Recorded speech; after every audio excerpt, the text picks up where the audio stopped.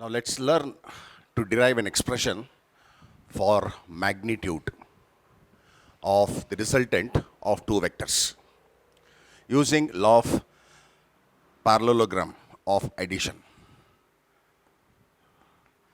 Let there be two vectors A and B making an angle theta. This is vector B. Now complete the parallelogram.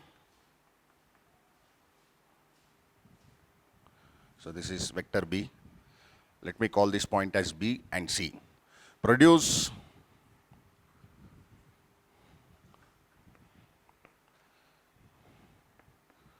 this is A, this is D. Produce AD and draw CE perpendicular.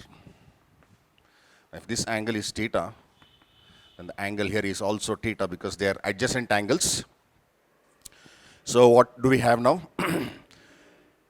AD and AB are the two vectors represented by the adjacent sides of a parallelogram.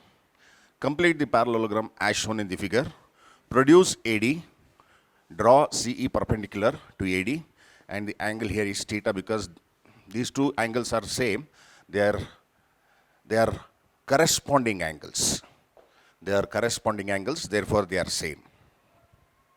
Okay, now there are two right angle triangles here. One is AEC, it's a right angle triangle, and other is DEC. First, in the right angle triangle, the first one, AEC. Now let me apply the Pythagoras theorem. This is AEC. I have to draw the resultant first of all. AC is the resultant that is represented by vector R. So now we have triangle AEC. This is vector A. This is the extension of the line AD. CE is drawn perpendicular, and by joining the point A and C, we get the resultant of vectors A and vector B, which is denoted by R. So here, let us use the Pythagoras theorem. AE square plus CE square is equal to AC square. But what is AE? AE is the sum of AD and DE. So write AE as AD plus DE square plus CE square equals AC square. Now let's expand this using A plus B whole square. AD square plus DE square plus middle term is 2AD into DE plus CE square is equal to AC square. Now let's substitute the respective values that we have. What is the length of AC? R. AD can be replaced by A.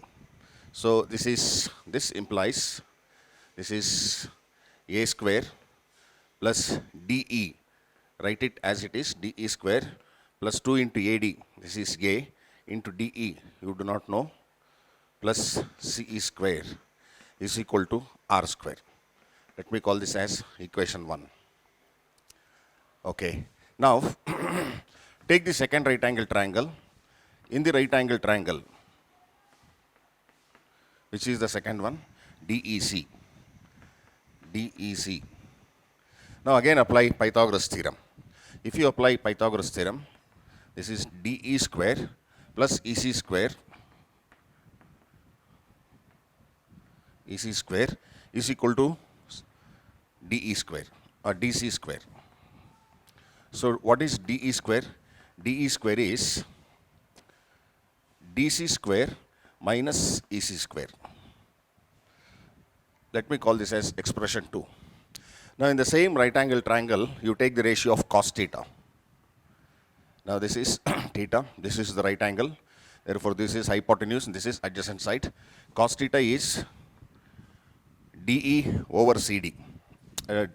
DE over CD.